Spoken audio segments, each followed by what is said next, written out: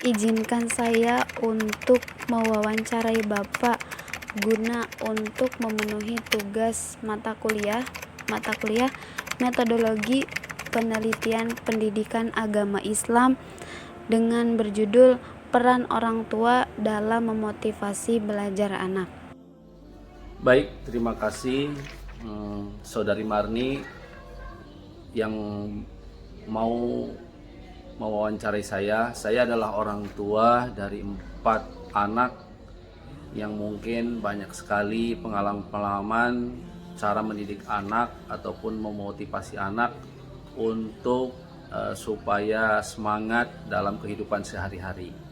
Baik, terima kasih. Sekiranya apa yang akan ditanyakan oleh saudara Marni?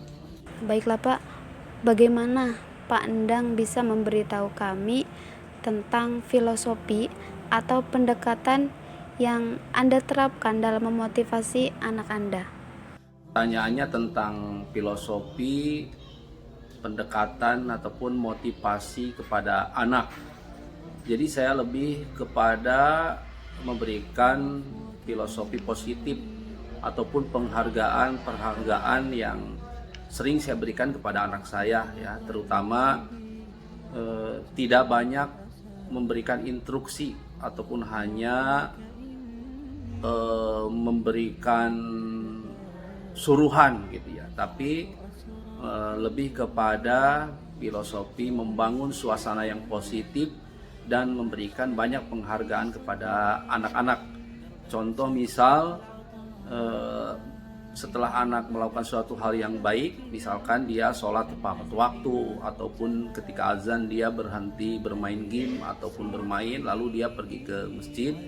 Setelah pulang dari masjid itu ya saya berikan penghargaan yang terbaik, ya wah sudah bagus, misalkan anak ganteng ataupun anak baik selalu tepat waktu dalam melaksanakan sholat. Kemudian membangun suasana positif itu dalam arti ya tadi saya tidak banyak memberikan instruksi-instruksi yang sekiranya membebani mereka. Jadi saya biarkan saja, saya membuat sebuah contoh. Misalkan dalam membersihkan ruangan, kalau ruangan kotor, rumah kotor ataupun buku-buku berantakan, saya lebih kepada memberikan contoh terlebih dahulu ya. Saya membereskan buku ataupun menyapu, lalu saya ajak, yuk karena ini berantakan, biar suasananya menjadi enak dan nyaman, kita bereskan dulu yuk. Sambil saya juga melakukan seperti itu. Anak saya ini yang usia 7 tahun itu lebih kepada memberikan motivasi kemandirian. Itu seperti ya tadi, mulai dari hal-hal kecil, membereskan ruangan ataupun membersihkan tempat yang kotor.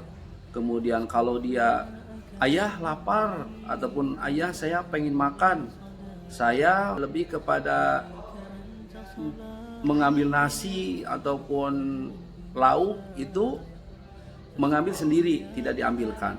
Ya, karena itu salah satu dari kemandirian yang harus dimiliki oleh anak, itu bertahan hidup ataupun filosofi bertahan hidup ataupun mengerjakan hal-hal yang sangat prinsipal ya, seperti ya mau makan harus benar-benar bisa mandiri gitu ya. Kadang saya mengajari mereka untuk masak misalkan ataupun membuat hal-hal yang gampang ya, kayak misalkan membuat telur, itu kan gampang gitu kan. Jadi anak saya yang 7 tahun itu sesekali bisa memasak telur ya, karena itu juga dari bagian dari permainan. Kadang anak-anak kecil ini penasaran dalam, kalau kita lagi masak mereka kayak pengen ikut nimbrung gitu ya. Makanya ini sebuah kesempatan bagi saya untuk memotivasi mereka supaya mandiri kelak nanti. Hal-hal yang kecil yang seperti itu sudah mereka bisa kerjakan sendiri tanpa harus melibatkan orang tua. Begitu. Mana Bapak melibatkan diri dalam kehidupan anak-anak Anda untuk memperkuat, memotivasi mereka? Oh, jadi melibatkan diri saya dalam kehidupan anak-anak ya. Saya lebih kepada sering menjadwalkan waktu bersama ya. Bersama banyak ngobrol, terutama saya utamakan ketika sebelum tidur. Itu karena anak-anak saya yang paling besar itu baru usia 7 tahun, ada yang 6 tahun ya. Belum menginjak 6 tahun tapi baru 5 tahun. Itu mereka sedang senang-senangnya diberikan dongeng ataupun cerita-cerita ya. Jadi hampir saya memberikan waktu saya sepenuhnya setiap malam itu untuk bersama, berbincang keseharian mereka, apa yang sudah dilakukan. Kemudian sebelum tidur saya kasih cerita-cerita yang imajinatif gitu ya. Saya memberikan cerita-cerita dongeng, itu saya selalu sempatkan itu pasti sebelum tidur. Terus kemudian makan bersama, ini juga waktu yang sangat penting ya dalam memotivasi anak itu. Kebersamaan seperti makan bersama itu sangat penting. Makanya saya sering makan bareng itu satu nampan, supaya lebih gampang memotivasi anak itu saat makan gitu ya.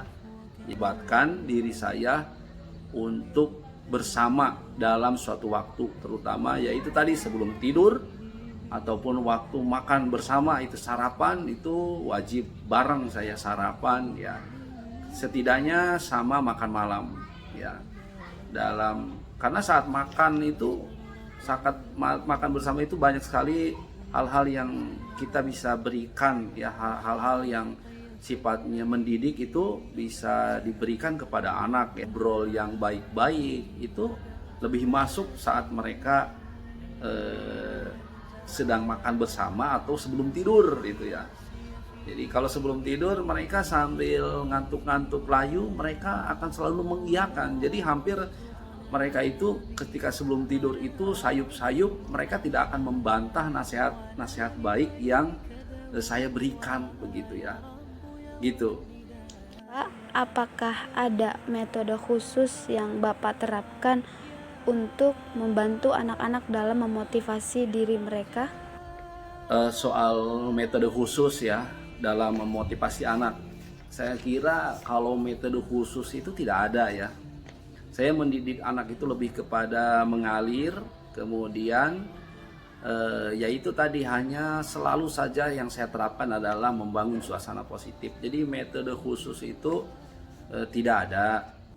Di suatu waktu saya sering memberikan anak-anak saya tugas